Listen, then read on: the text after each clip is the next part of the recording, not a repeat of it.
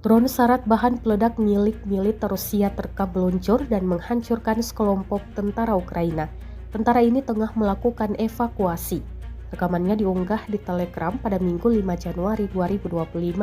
Dalam keterangan unggahan disebutkan, drone Rusia menyerang dengan drone syarat optik terhadap kelompok evakuasi angkatan bersenjata Ukraina di wilayah Kursk.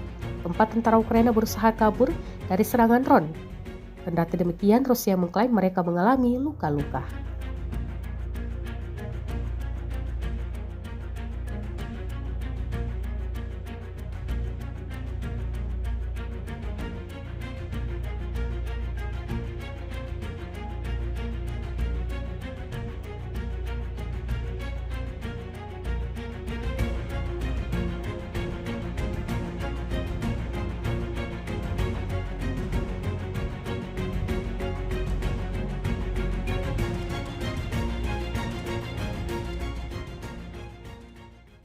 Download Tribun X sekarang, menghadirkan lokal menjadi Indonesia.